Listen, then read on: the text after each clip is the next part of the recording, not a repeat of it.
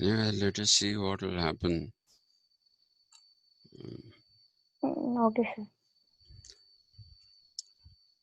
There is some problem this thing is giving me.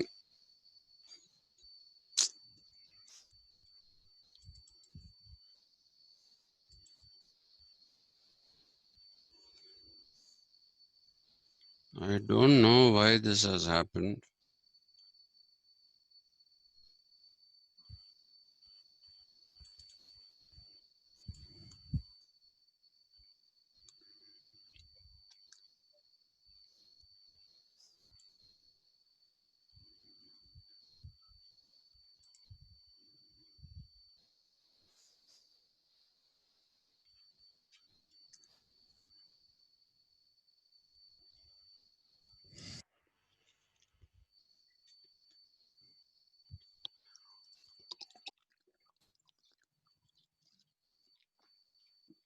So did you get yourself a phone? No, sir. Why? You're against Chinese, huh? No, sir. Why is she calling me now? She knows I have a class.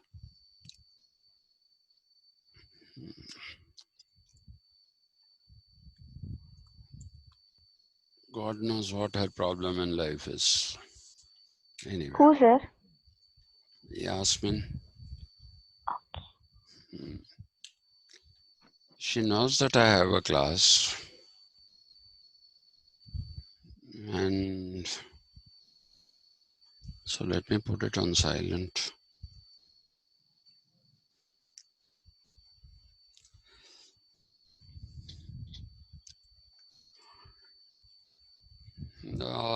Okay, shall we start Yes, sir. off?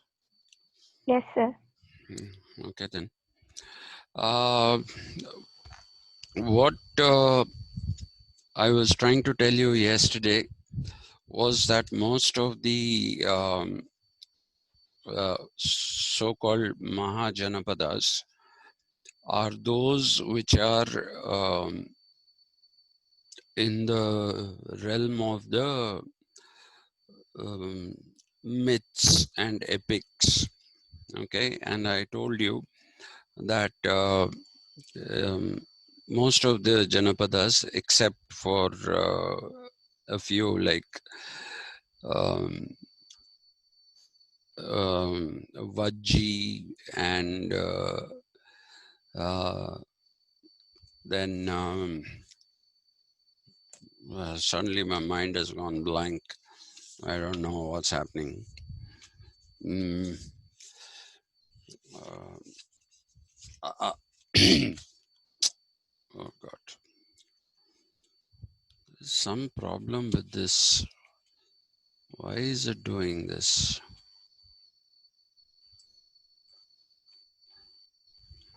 Okay, so only um, some of the um, Janapadas actually had a Samiti and a chieftain. Okay, and even though there is a claim that uh, Mahajanapadas like Kosala and Anga are mentioned in the Rig Veda, there is no evidence in the Rig Veda to show that there is some kind of, I mean, there is nothing to show that there was a Mahajanapada called Anga, nor was there a Mahajanapada called Kosala. None of these actually existed in the Rig Veda. In fact, if you look at the Rig Veda, the Rig Veda in some places uses the term Raja, sorry, not Rajya, but it does not talk about the Raja as a king. It talks about the Raja as a chieftain. Okay, and The Rigveda also relies very heavily upon the notion of dharma. And when it relies so heavily upon the notion of dharma, what it also does is that it uh, claims that uh, a person, in order to become a chieftain or a raja, as a chieftain, not as a king, uh, one should know the Dharma Shastras. That is what it stipulates. And it does not stipulate one's Varna. Okay, it does not stipulate that only Kshatras, who came to be called Kshatriyas later on, uh, they should become they should become the kings or the chieftains. It doesn't stipulate that at all. It stipulates that one who has understood the Dharma Shastra and in that has understood the uh, essence of what Raja Dharma is, only such a person can become a king. So, if we are talking about Raja Dharma, so to speak, what is Raja Dharma in the Rig Veda? Okay, uh, the Rig Veda essentially talks about the Raja as somebody who is in part, that is the not impart, it is in part, like a sannyasin. Okay, like a sannyasin. How is he like a sannyasin? Who is a sannyasin? A sannyasin is one who has detached himself from the world. Okay, and he lives his life as per the principles of the Dharma Shastras and has no encumbrances of attachment even from his own family members. Okay, so when before the Buddha became the Buddha, he decided to become a sannyasin. And when he decided to become a sannyasin is sannyasi. In Sanskrit, it is sannyasin. So when he decided to become a sannyasin, he renounced the world. And when he renounced the world, he gave up not just his kingdom, not just his palace, he also gave up his wife, who later on, much later on, this is just a story. I do not know if it is, if any part of it is real. Uh, his son Rahul is supposed to have joined the Buddhist monks much later. That is what one of the stories says, but there is no evidence to show that Rahula, actually, not Rahul, Rahula had joined the monks or the order of the monks. And if you carefully look at the naming of his son as Rahula, Rahula means Vigna. Okay, it means Vigna, or an impediment.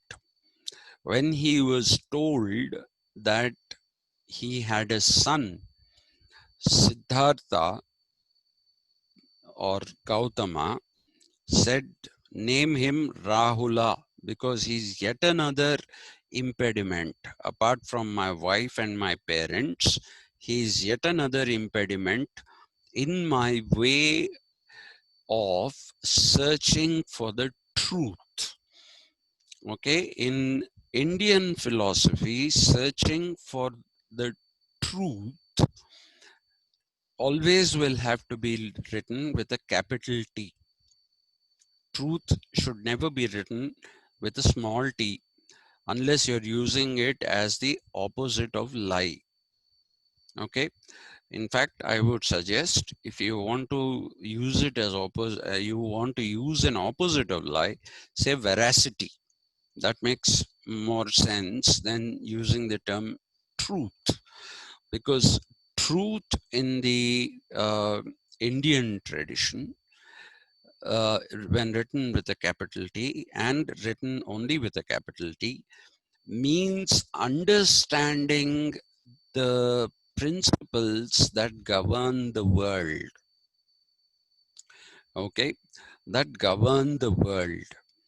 And the Vedas, the Vedangas, and the Upavedas and the Upanishads, all of which have come out of the Vedas. I mean, apart from the Vedas, that is, the Vedangas, the Upavedas, and the Upanishads, these have come out of the Vedas. All these basically focus upon the notion of dharma. Dharma is the operational word in everything.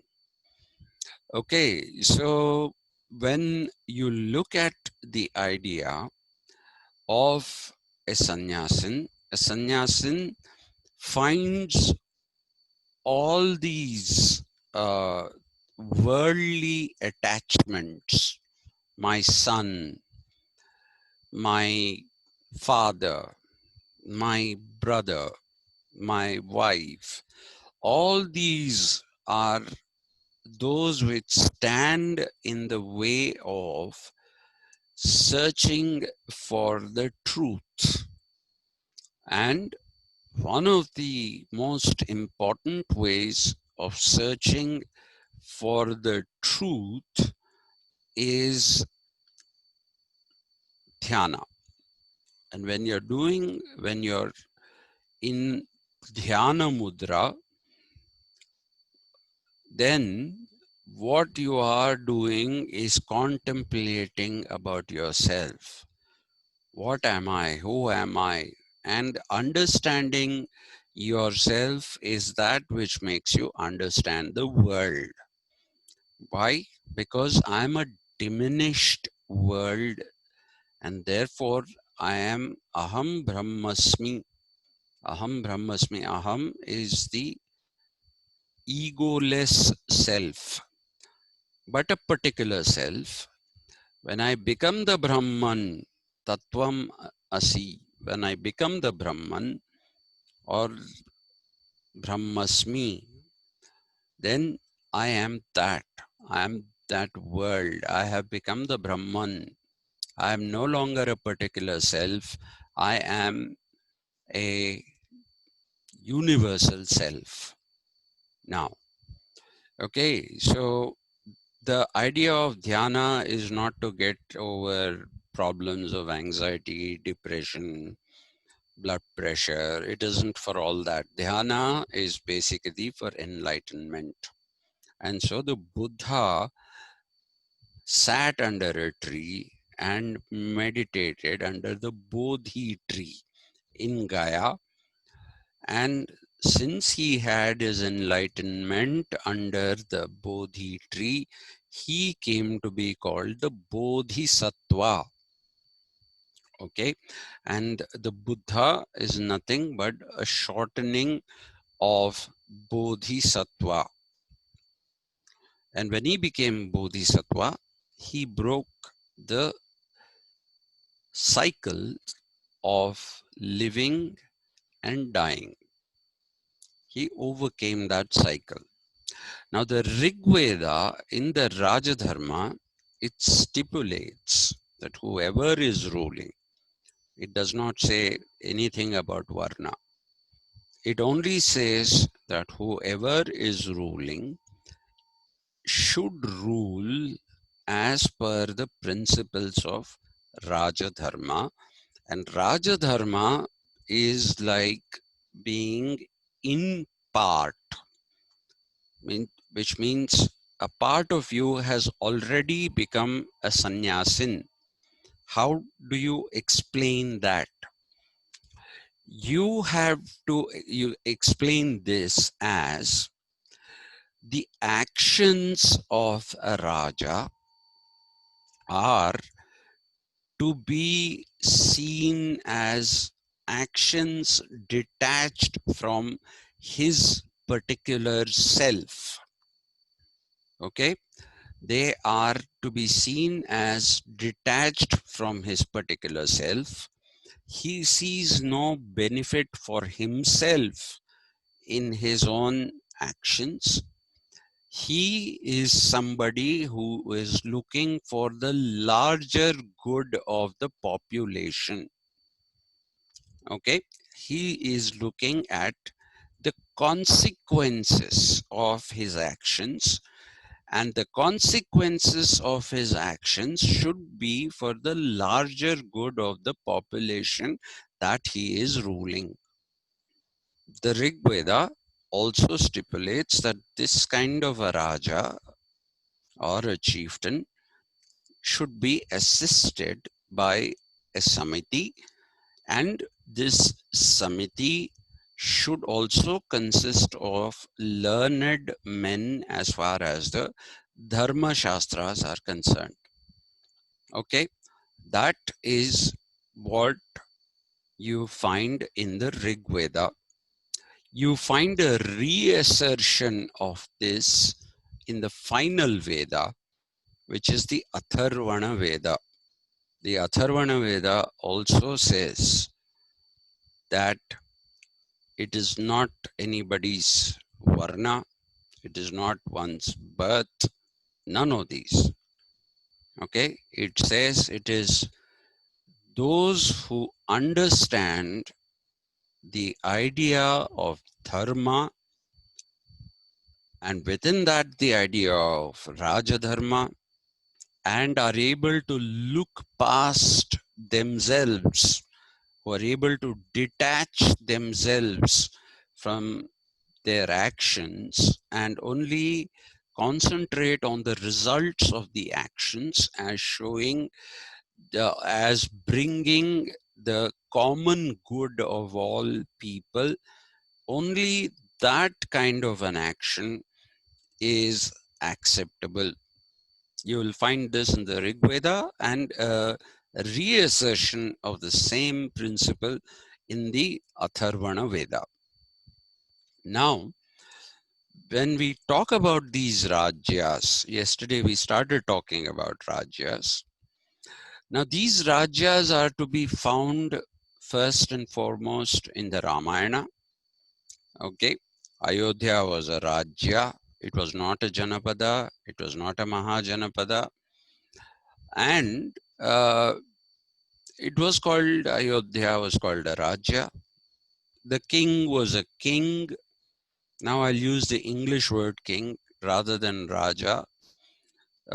He was a king as a monarch, meaning the powers were all concentrated in him. But in the Ramayana, which is set in the Treta Yuga, which is the second yuga of the cycle of yugas. The first is the Krita Yuga. Some people call it Satya Yuga, but that's not the correct name. It is Krita Yuga.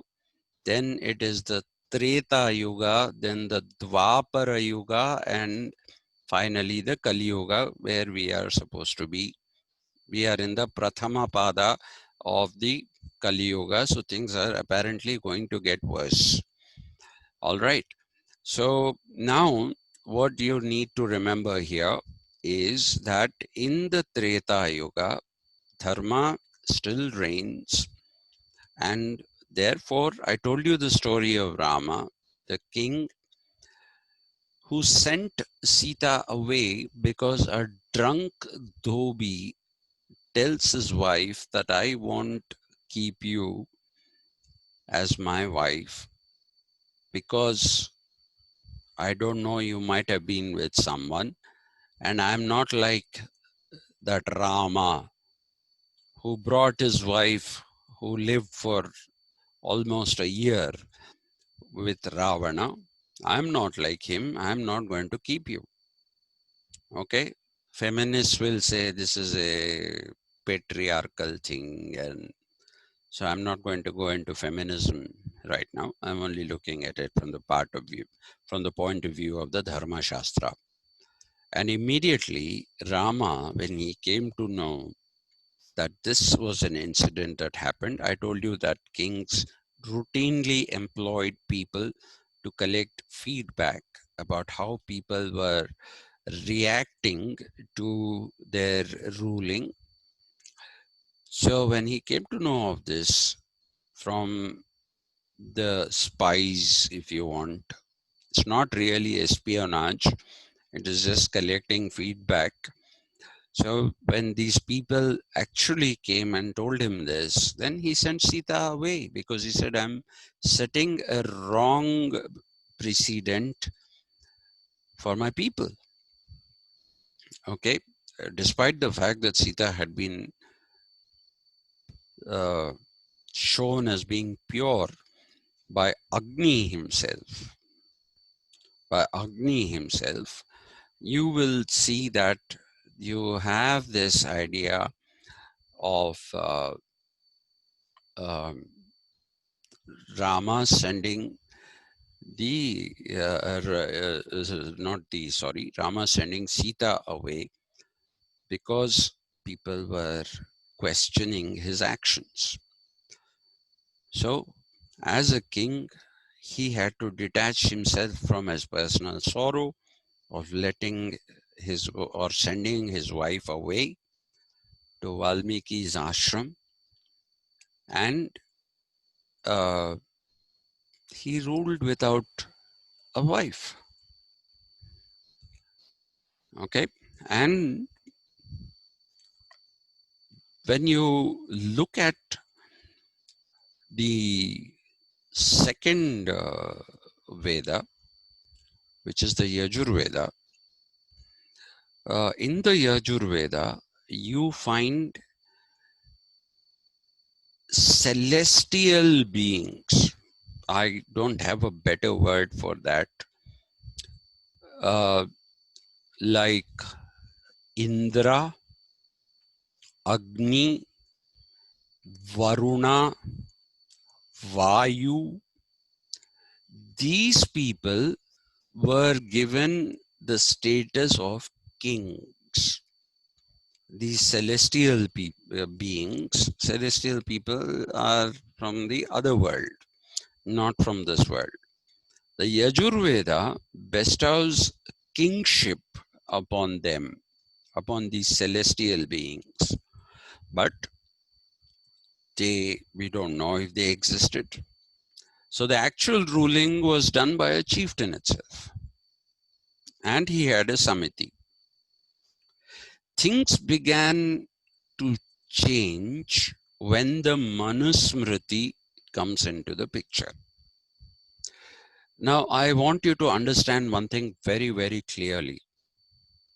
A lot of ill-educated people will tell you that Manu's writing is Manu Dharma Shastra. There is no such thing as Manu Dharma Shastra. What exists is Manusmriti. What is a smriti? A smriti is what you recollect from your memory. Somebody has recollected from memory some of the principles of life to be led according, to be lived according to what Manu had prescribed.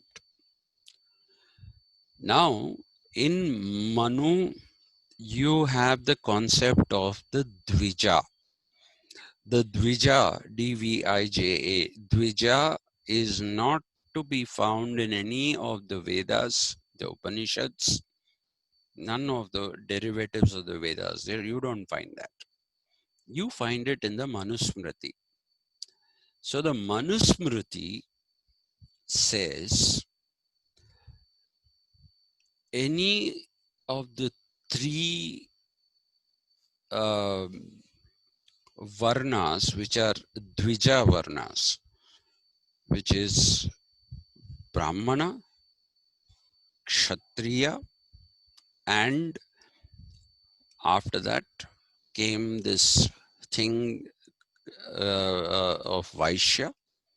So these are Dvijas. Any of the Dvijas can become kings, but a Shudra who cannot be a Dvija or who cannot have a thread ceremony should not become a ruler. That is what Manusmriti says. Okay, and Manusmriti also says that if a Shudra becomes a ruler, then the Dvijas, which means the Brahmins, the Kshatriyas, and the Vaishyas, should not live in that kingdom. If by brute force a Shudra becomes a king, then these three Varnas have to leave that kingdom. That is what Manu stipulates in the Manusmriti. So you see, Manusmriti is not necessarily according to the Vedas, the Vedangas, ultimately the Vedanta. The Vedanta is a compilation of the entire wisdom of everything that came out of the Vedas and the divisions in it, which is, uh, Upaveda, Vedanga, and the Upanishads, the Shastras, all of those which came out of the Vedas, they are called Vedanta. Vedanta is the final conclusion from all these bodies, all these texts of knowledge. Vedanta does not have a prescription that Manusmriti has. None of the prescriptions that you find in Manusmriti are to be seen in the Vedanta system. Okay, there is none of this in it. And you will also see that apart from the Manusmriti, another very influential body of knowledge was that which was called the Brahmanas. Now, you might think, and a lot of people have told me this anyway, because they unfortunately think wrongly. They think the Brahmanas are called Brahmanas because the Brahmins wrote them. That is what many people think about the Brahmanas. But the fact of the matter is exactly the opposite of this. The Brahmanas are concerned with the Brahma Sutras. The Brahma Sutras, not Shastras. Shastras again will go back to the Vedas. Okay, Whereas the Brahmanas are those which are compilations of procedures of various different rituals. Okay, they are compilations of various different rituals. They are very, very elaborate, extremely elaborate,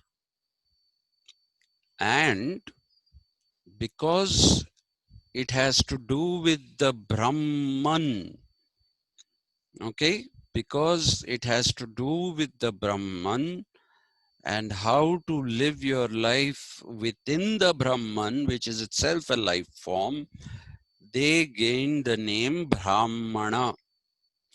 Now, what you should also remember is that the Brahmanas were the first to create a distinction between wisdom that is sacred and wisdom that is temporal.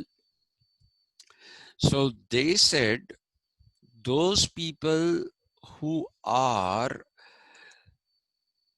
in charge of wisdom, which is sacred, these are people who should not take up any positions of power. They should lead a life of simplicity, and they should become teachers and acquaint the other varnas about how to live life. And these people, because this was prescribed by the Brahmanas, the text, they came to be called Brahman. Actually, they also came to be called Brahma. They initially were not called Brahmin or Brahman with an A. They were simply called Brahmas. Okay. Later on, they became Brahman in Hindi and other Indian languages, and they became Brahmin in Sanskrit, like Sannyasin. Okay, they became Brahmin, and that also went into English in the Sanskritized form. So the Brahmin is like a Sannyasin. He does not have worldly attachments. He should not pursue property. He should lead a mendicant life and perform all the rituals, including the death rituals. And the Brahmins were asked to live a life of purity so that when they take a dan, I don't know if you have seen when somebody passes away on the 11th day or 12th day, they give godan. Okay, a godan is nothing but giving away your sins to a Brahmin or a group of Brahmins. And these Brahmins after that become untouchables because they have taken on the sins, not only from other varnas. Even if a Brahmin gives a godan to another Brahmin, the person who has accepted that dan is somebody who becomes an untouchable because he is now full of sin. And there is an elaborate ritual that runs over 40 days in which this Brahmin who has taken the dan has to purify himself. He has to purify himself, and that is a process that takes over 40 days as per the Brahmanas. Now, so the Brahmanas said one side of this is the Brahmin And the other side of this is the Kshatriya. The Kshatriya is the one who is supposed to rule the people as per Rajadharma. But the Brahmanas also introduce a system of hereditary kingship, which means you could become a king, and that is by birth. Your parents are kings, so you become the next king. That was introduced by the Brahmanas. Okay, so most of the distortions that came in to the Vedic or Vedanta knowledge, because when I say Vedanta, this is the last time I'm repeating this.